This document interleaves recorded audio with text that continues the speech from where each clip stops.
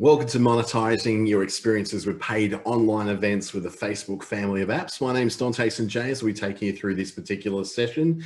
It'll be a nice, quick, easy one today as we take an introductory look at how you can monetize your live events by making them paid live events as well. So there's a bit more incentive for you to do that, as you'll be able to make a bit of money off the amazing things you're doing in your business. My name is Dante St James, as I mentioned.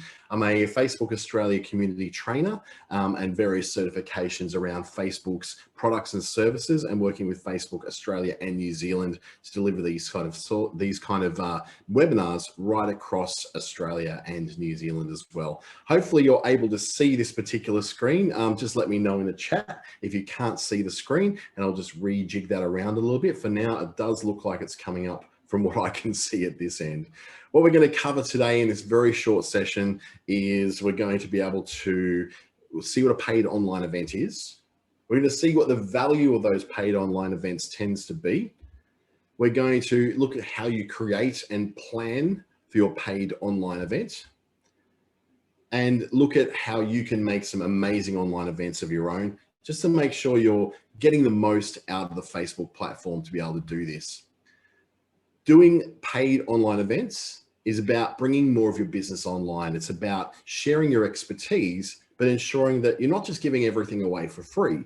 Now, there may be a time when you go, yes, I want to do a free event. I want to be able to share my expertise with people for free. And then there's a time when you go, for the additional premium stuff, I'm going to charge a little bit for this.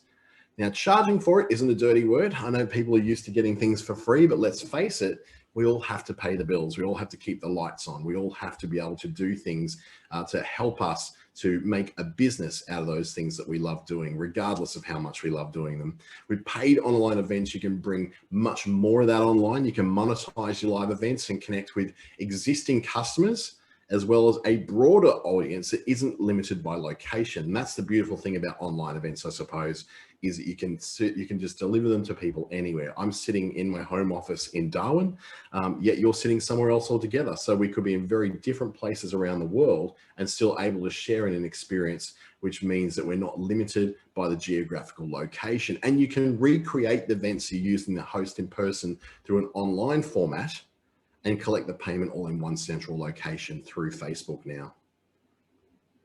Now, you can host different kinds of events. You're not stuck with limiting it to one particular kind of event. You can maybe teach a class like I'm doing right now, or you can be teaching a class on beauty, on how to curl your hair better, how to shape your eyebrows right. You can organize a virtual presentation, such as running test prep classes, or doing lessons like this, where we're actually learning to do something very specific and showing it on screen.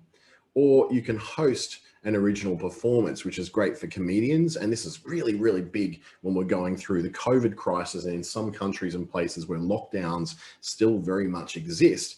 You could be in a place where you are hosting an original live music performance. You can be doing a live comedy performance, or it could be a live two people speaking to each other on a screen and having an interview with a celebrity, with someone important, with someone who's got important knowledge to be sharing with other people as well. How you do that is completely up to you. What you want to do, though, is you want to onboard your business first to be able to do this. Now, there are qualification criteria you do have to go through.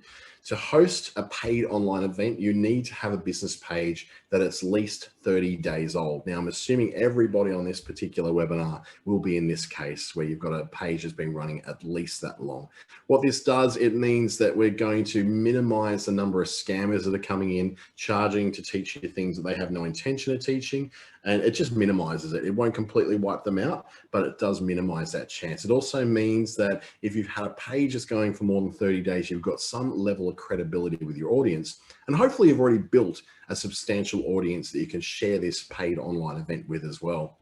It needs to be in context of Facebook standards. So you can find out more about the eligibility requirements on the worksheet in the resources section from the Facebook blueprint. If you need those links, I can send them through, or you can just pretty much Google it and say, Facebook live events standards or Facebook paid online events in Google, and it'll take you straight to the blueprint article or the help center article that will show you what you need to do to qualify to be able to do this. Now, it's not a huge qualification standard.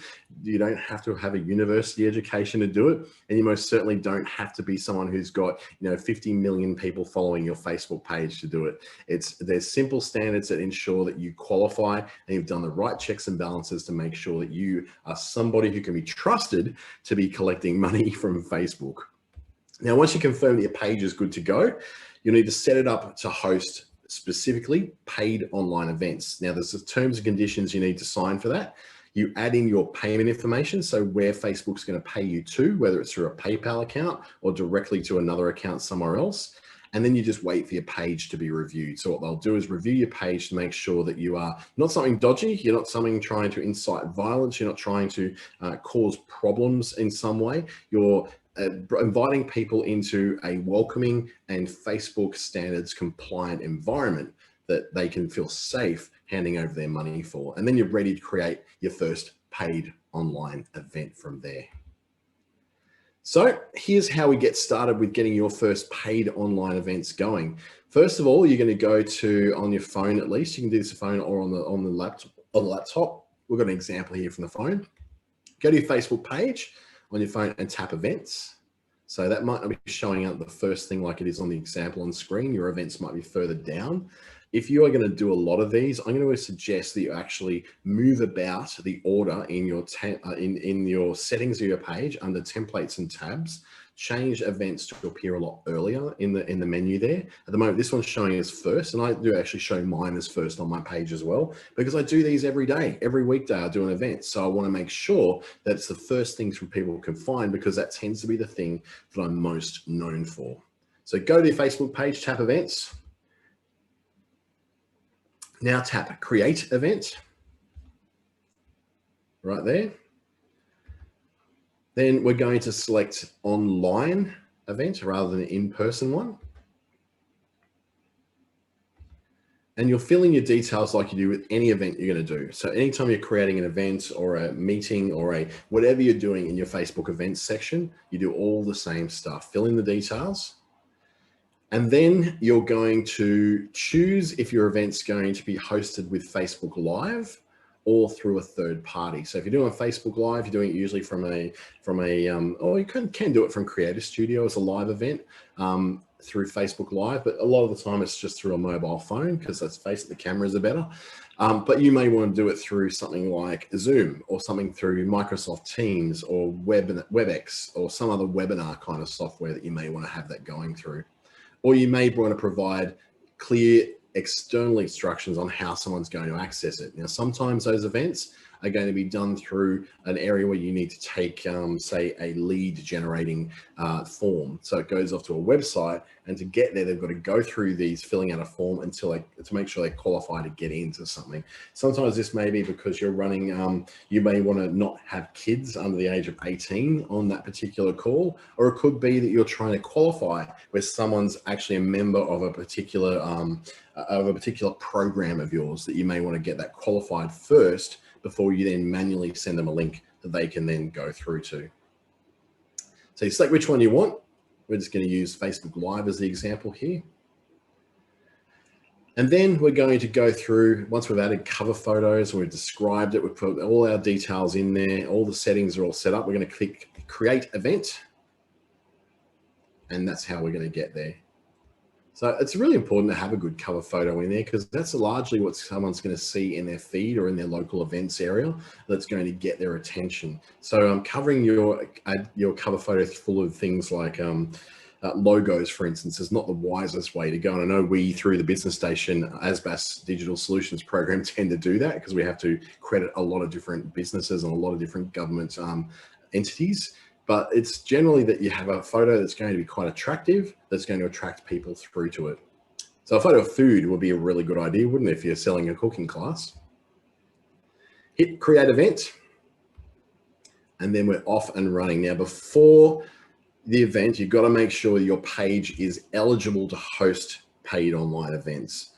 So here are a few other things you may want to do before you start. So we obviously want to be eligible. We want to be approved by Facebook to do it. You may want to plan your event in form of knowing what the main purpose of the event is. What do you hope your audience takes away with it? And having this sort of stuff in there and being able to communicate this stuff across really helps you to sell a paid event.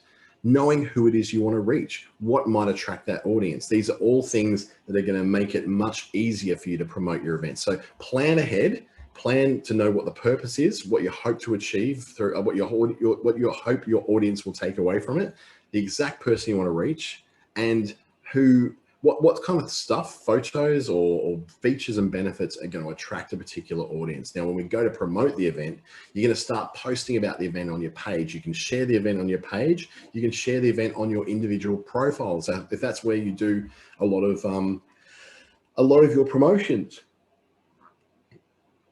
You can also invite people you know, and that's what I found is on both Facebook and another platform, LinkedIn, that's very powerful at getting people to attend both paid and free events, is just simply inviting the people you know, being very targeted about it rather than just going highlight all and just send them all an invite, which gets annoying for half of the people who are attached to you on Facebook.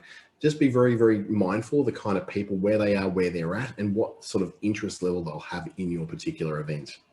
Then you can add some information about the event to your website. That's also very effective if you've got some great website traffic going through, or any other marketing materials. Your link can also be shared on LinkedIn.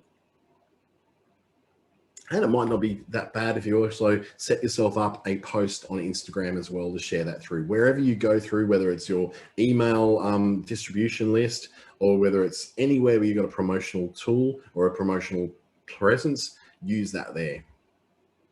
And prepare your space. That's the most important thing I think that you've got to do, is make sure that people can hear you clearly through your microphone and that you've prepared the space for you. So as you can probably see in mine, I've got enough light so that you can see me. So I've got a ring light up there and a ring light on either side, little tiny ones that actually make sure that you can clearly see my face. So I'm not sitting in the dark, and you can see that I'm a real person doing a real live event. Making sure that your event is set up correctly to be able to do this is a great way of doing it. You may want to have your brand sitting on your right-hand side, or your left if you're looking at the screen right now. Your brand sitting in some kind of place in a sign behind you. Or you may want to have a screen behind you that's displaying things as you're going along. Or even the case of what I'm going to be doing, I've got some colored lights they're going to have behind me. So I've got like a blue one in one corner. I'm going to have a pink one in the other corner. At the moment, I've got sort of a yellow light and a white light sort of shining up on the walls that creates at least a calming kind of background. So whatever your brand position is, having that sort of thing in the background could be really helpful for you as well. And preview that lighting and preview that sound, and make sure you have all the tools you need for your live event. You can do all that by just going into, and you don't have to necessarily do it through Facebook Live to do it. You can just do it by recording on your camera on your phone, just to see what things look like and how they sound and feel. Or using some of the tools, say in Zoom and Microsoft Teams,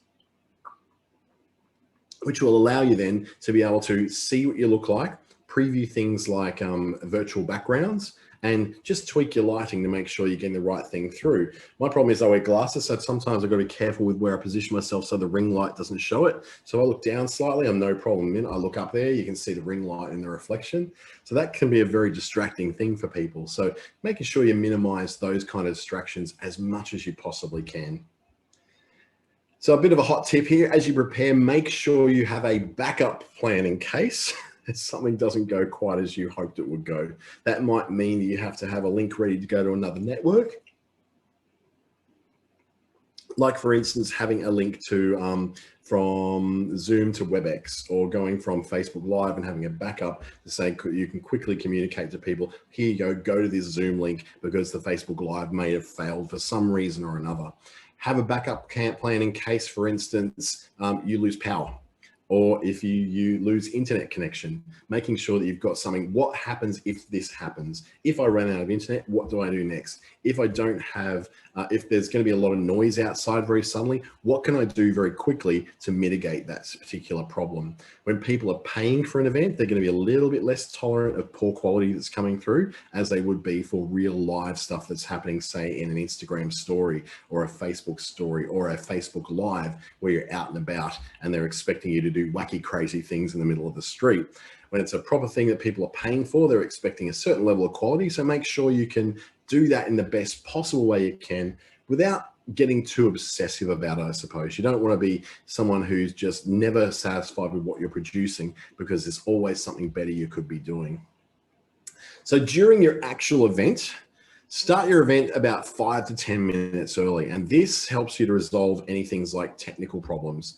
So it allows you to make sure your lighting's right, making sure your audio is right. You get to maybe even engage with people as they're coming in.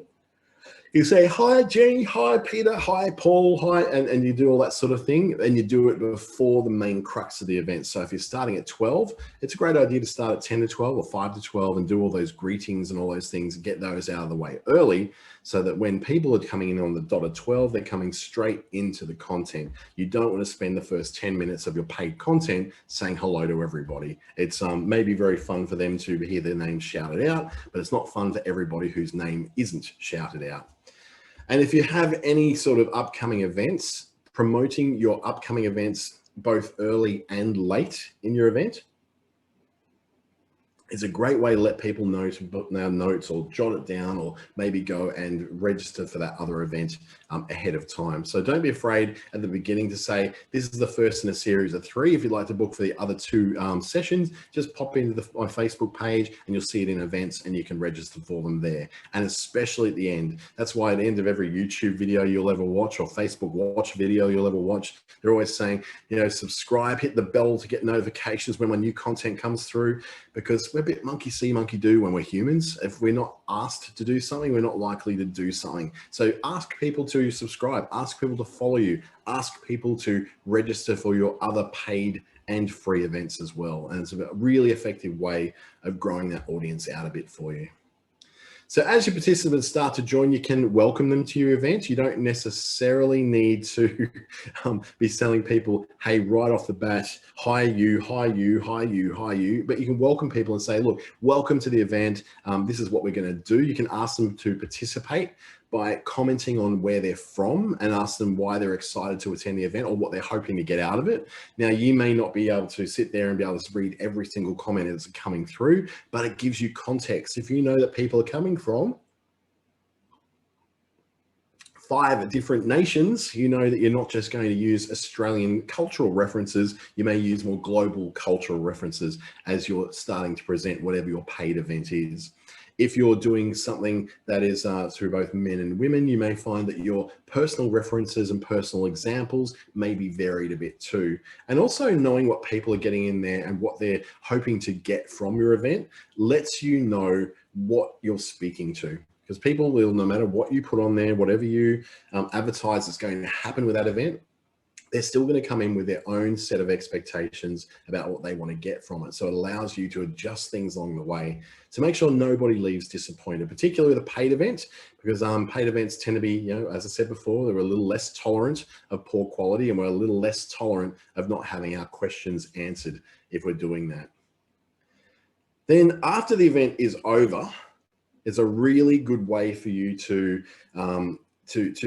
review the comments and the reactions that participants left during the event to see if there's any actions that you might like to take on the next one. So if they've asked particular questions you didn't get to in the live, you can say during that, hey, I'm going to review all your comments at the end of the session and I'll be answering those through the chat on the, because there's a discussion, excuse me, that's on every event that you've put into Facebook. You may ask them to follow a particular group or a particular page that they might have found it through in order to see their comments be able to be answered there. It allows you then time to make sure that any of the things that people have brought up that were important to them at the time are answered in some way, shape, or form.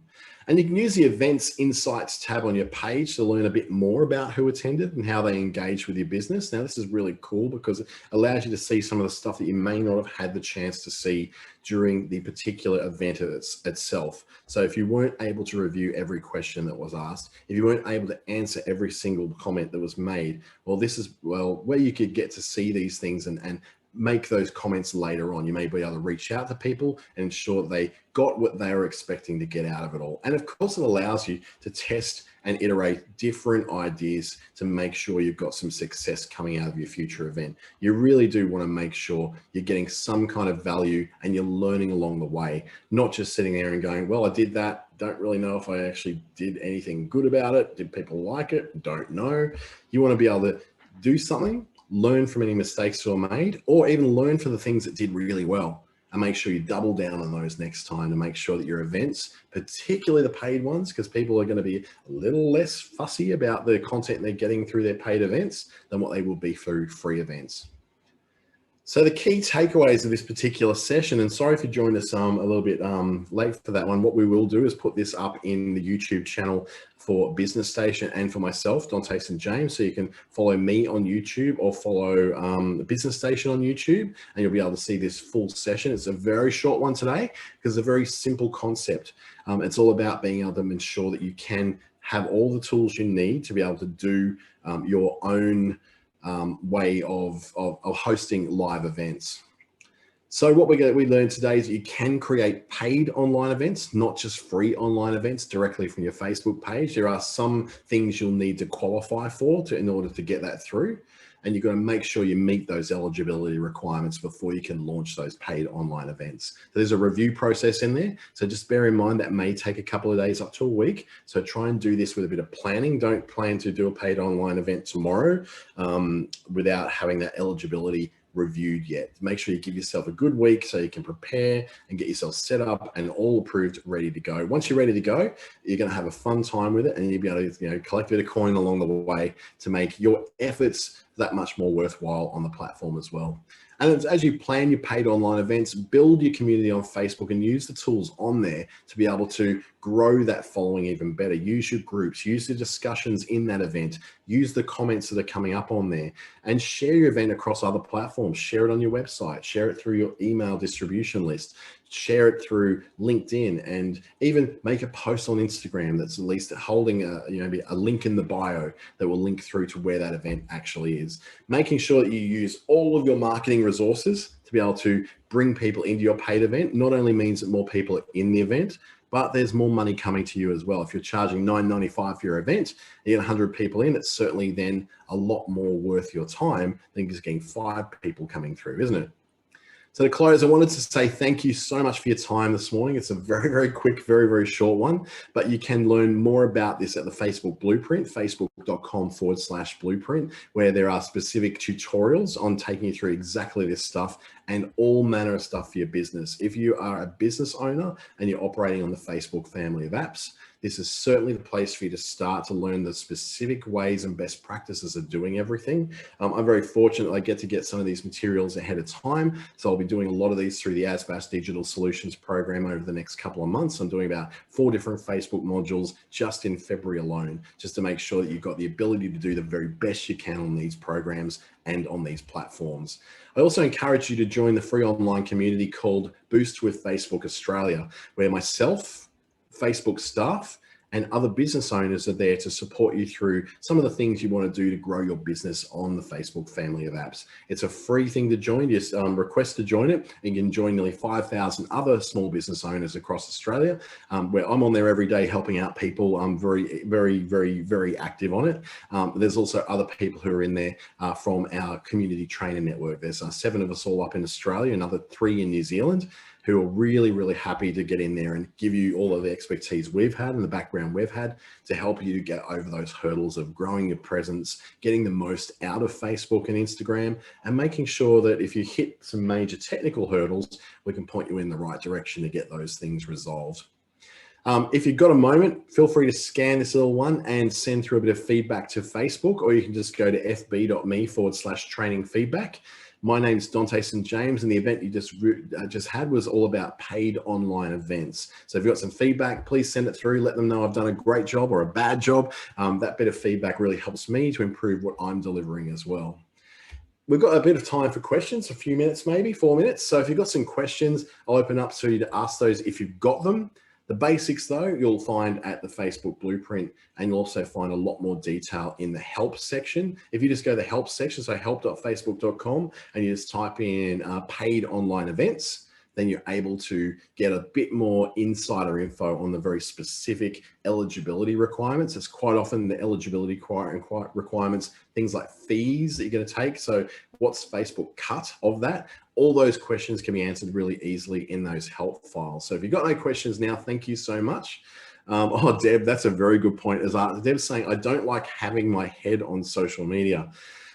Not everyone does, Deb. You're not alone there. You're certainly not Robinson Crusoe. So the idea would be that I didn't like it either, and I just had to get used to it. If I was representing Facebook or a particular business or a program like the ASBAS Digital Solutions Program, I had to learn to get used to it. Me on video, all I do is criticize the way I look, the bags under my eyes, the fact that I've got uneven skin tone, like all those things you're going to go through are all part of what we call imposter syndrome. You're an expert in what you do. You want to get paid online events. Well, then, yeah, you can have your face in front of it, but if you don't, what are people going to be watching?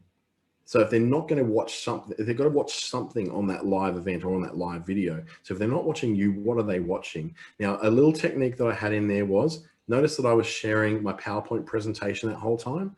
I was just a little box in the corner. At the end here, yes, you see my big mug on your screen up front, but you can have it so that what you're presenting is shared through Zoom or Teams or whatever you're using, even through Facebook Live, sharing slides through there. So they're not really looking at your head, they're looking at the stuff that's on the screen. So that's a really good way of minimizing the amount of head of you that's on there, but having a lot of great content on there. Depending on what you're delivering, if you're delivering one-to-one advice where you're just going, okay, guys, this is what we're going to do today. We're going to do this challenge. We're going to get this challenge. That's going to require your head on there. But you can also present that on a PowerPoint presentation or use something like Canva, which is really, really good at putting together presentations. So then when you're on screen, the point is not looking at your head. The point is looking at the content that's coming on the screen itself. So maybe work it that way. So you're presenting something that way or making videos that people can watch. Just remember though, when people are paying for content from you, they're paying to get that content from you. So making sure that you insert yourself in there somehow, you're just going to have a little bit of courage to either put yourself on there. But if you don't want to be on there, I consider that maybe a paid online event isn't really for you, but you can work around it at least by having content that comes up on the screen that you're sharing through slides, and that might be your way around it rather than putting your head on there. Because honestly, I don't like having my mug on social media that much either. I've got used to it, but it's still something which doesn't feel particularly natural to me. So thank you very much for that question, Deb. I really appreciate you adding it in there. To those of you who have more questions, you can get hold of me through my email address, dante@treaty.com.au. I'll share that in the chat window so you can copy that. If you've got some questions about where to go to learn more about this, I also encourage you to go to Business Station's website and just check on what more events there are. We've got like another 12 or something for the rest of the month that I'm doing, and there's more coming in February as well. I'm just writing those materials this weekend. So I hope to see you at some stage. Thank you so much for joining me again, and have a fantastic week.